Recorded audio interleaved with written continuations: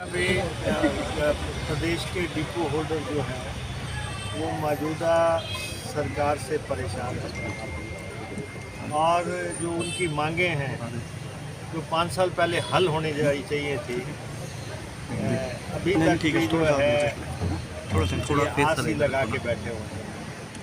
और हमारा इनको ये कहना है डिपो होल्डरों को कि अब इस सरकार के पास हाथ फैलाने से कोई फायदा नहीं। ये जाने वाले लोग हैं, हम आने वाले लोग हैं, हम इनकी बात सुनेंगे और जो ये कहेंगे उसके मुताबिक पॉलिसी बनाई जाएगी। मुख्यमंत्री ने अपने ऑफिस में बैठ के बनाए होंगे तो उनके हक में आए होंगे। देखिए, मैं आपको स्पष्ट तौर पे बता देना चाहता हूँ कि 50 दिन की दूरी है, हिमाचल प्रदेश में कांग्रेस की सरकार बनने वाली है, कोई नहीं रोक सकता। जयराम को जाना है और उनको मानसिक तौर पे तैयार हो जाना चाहिए, अपने आप को तैयार कर लेना चाहिए कि हाँ मेरी सरकार जा रही है। और आजकल जो इन्होंने काम किया है,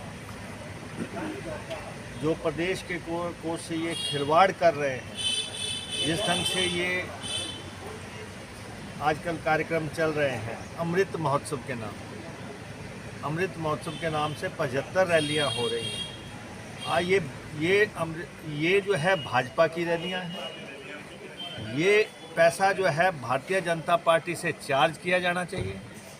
मैं जो है 1-2 दिन के अंदर राज्यपाल को पत्र भेज रहा हूं कि ये ऐसा खिलवाड़ किसी सरकार ने आज दिन तक नहीं किया, किसी भी मुख्यमंत्री ने नहीं किया था कि आप जो है राजनीतिक रैलियां, पॉलिटिकल रैलियां आप सरकारी कोष से करें, सरकार के खजाने से करें, उस खजाने से करें जहां दिवालिया पिट चुका है, यहाँ पे 2500 करोड़ रुपए का अभी कर्जा लिया जा रहा है, वहाँ पे आप जो है अपने सारे कार्यक्रम जो है 75 कार्यक्रम, एक कार्यक्रम पे आप जो है 50 लाख, 75 लाख, 1 करोड़ तक खर्चा कर रहे हैं। आप बताएं कि आप कौन से नवाब आ गए?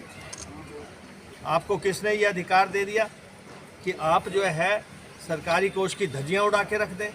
और मेरे को बड़ी हैरानी है, प्रदेश का मुख्य सचिव और प्रदेश की ब्यूरोक्रेसी क्या कर रही है? क्या उन्होंने इनको गाइड नहीं किया कि आप ऐसा नहीं कर सकते?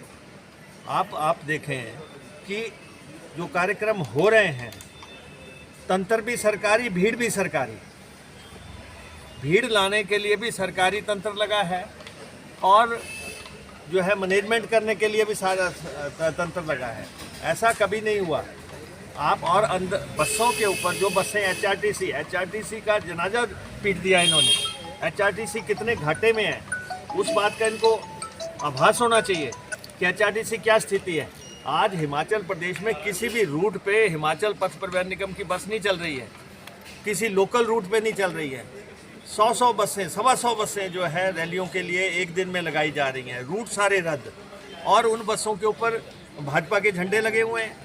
रैलियों के स्थलों पे सारे भाजपा के झंडे लगे हुए हैं, अंदर भाजपा के झंडे लगे हैं कार्यक्रम स्थल पे। आप कैसे कह सकते हैं कि ये सरकारी कार्यक्रम है? अमृत महोत्सव है, ठीक है, चीफ मिनिस्टर कहीं आता है, कोई सिक्योरिटी का जिम्मा है, कोई और काम है, समझ आता है, लेकिन आप जो हैं वहाँ पे सब कुछ सरकारी कर रहे हैं।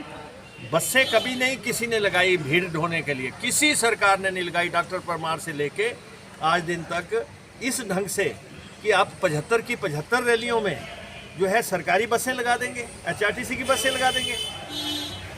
शर्म तो नहीं आ रही है इनको इस बात पे कि आप कर क्या रहे हैं? अगर आप सरकार में बैठे हैं, इसका मतलब ये नहीं है कि आप सारा जो है सिस्टम को जो है ध्वस्त कर दें। ये तो चाहता हूँ।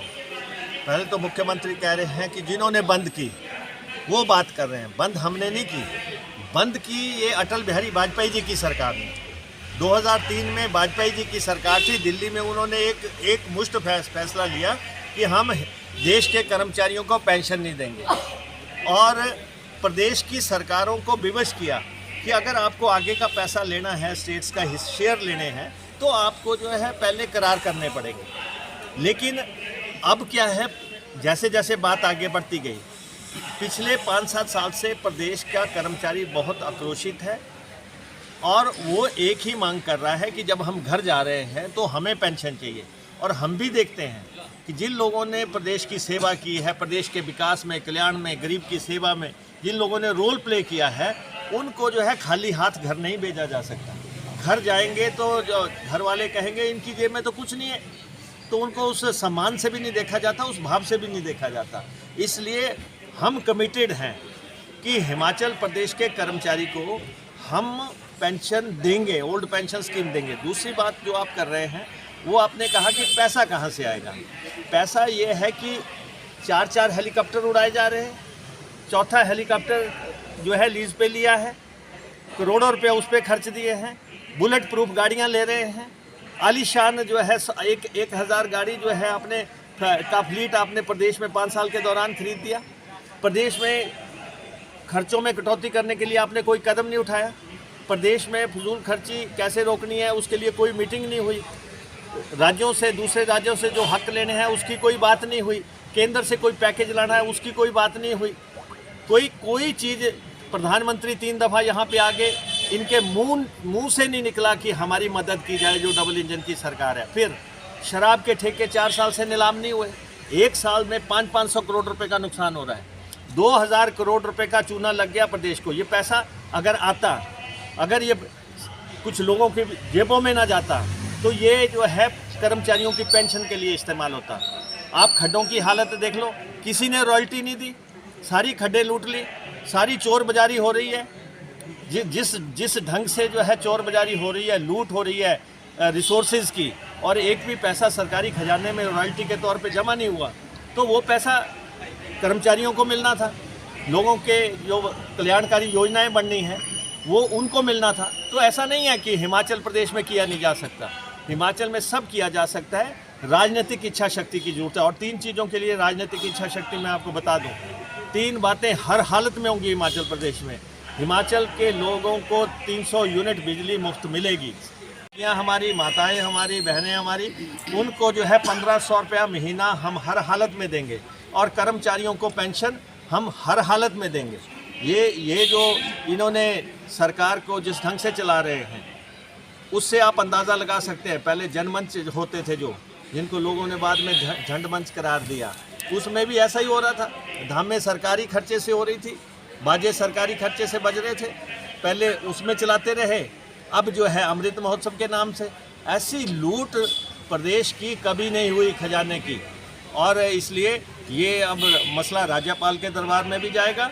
ये मसला सरकार बदलने के बाद ये सारी रैलियां ये राजनीतिक हैं, ये भाजपा की रैलियां हैं, ये सरकारी रैलियां नहीं हैं, ये अमृत महोत्सव नहीं है, और इनको जो है ये भाजपा से चार्ज किया जाना चाहिए। इसकी मांग हम उठाएंगे।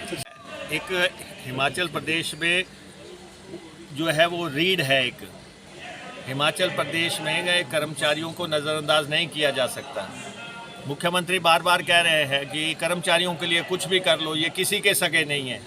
ये ऐसी बातें मुख्यमंत्री के लिए शोभा नहीं देती, प्रदेश के मुख्यमंत्री को ये बातें शोभा नहीं देती। कर्मचारी हमारे विकास की बुनियाद हैं, और एक कल्याणकारी सरकार में कर्मचारियों को रखना, नौकरी देना, ये बहुत ज़रूरी है।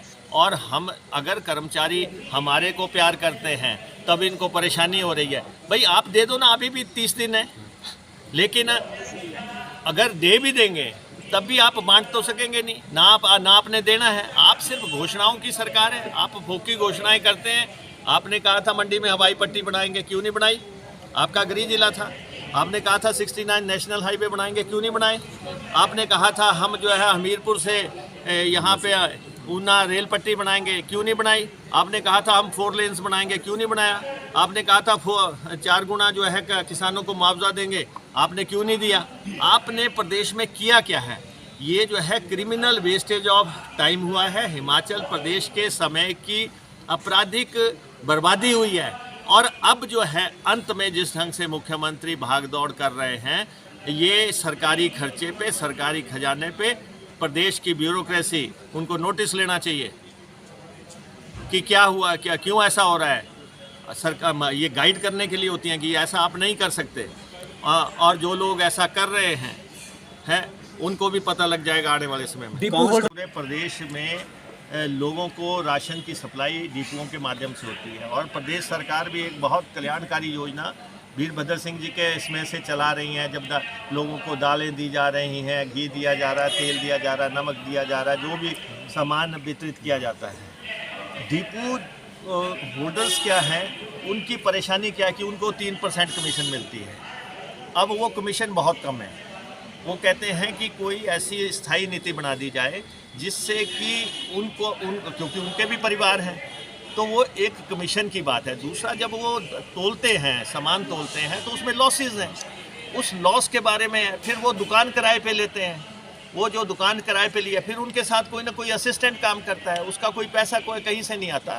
तो ऐसा है, डिपो होल्डर को सम्मानजनक पैसा कैसे मिले, इसके बारे में आज इनसे डिस्कशन होगी। जो भी आउटकम होगा उसको कांग्रेस सरकार लागू करेगी।